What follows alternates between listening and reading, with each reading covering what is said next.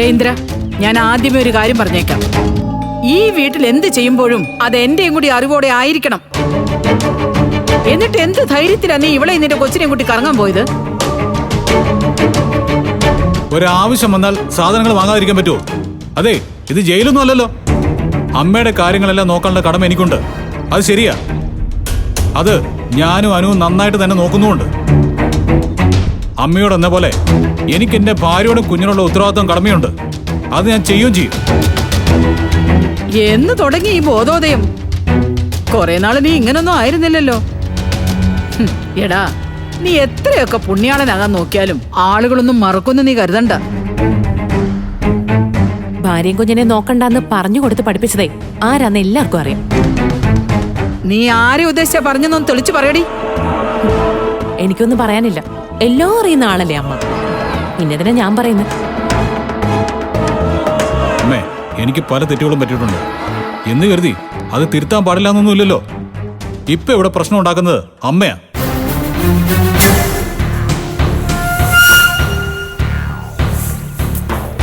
എന്താ ഇവിടെ ഒരു ബഹളം?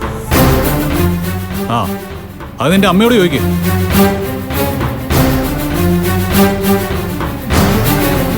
എന്താ അമ്മേ, എന്തിനാ വെറുതെ പ്രശ്നങ്ങൾ ഉണ്ടാക്കി വീട്ടിലെ സമാധാനം കളയുന്നേ?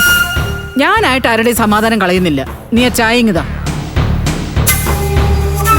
ഇന്ദ്രേട്ടന് ഏട്ടത്തിക്ക് ആവശ്യങ്ങൾ കാണും, അതിന് പോവാതെ പറ്റില്ലല്ലോ.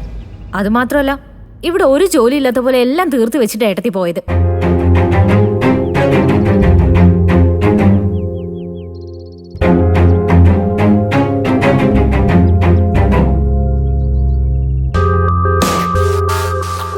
അമ്മ പറഞ്ഞ പോലെ ടൂറ് പോകാനുള്ള സാധനങ്ങൾ വാങ്ങാൻ കൂടിയാ ഞങ്ങൾ പോയത്. ഈ ശനിയാഴ്ച ടൂറ് പോവാം. ആ, അത് മതി. എനിക്കും കുറച്ച് സാധനങ്ങൾ വാങ്ങിക്കാനുണ്ട്. നീ എന്നെ കടയിൽ നിന്ന് കൊണ്ടുപോണേ. പോകാം. എപ്പോ വേണമെന്ന് അമ്മ പറഞ്ഞാൽ മതി.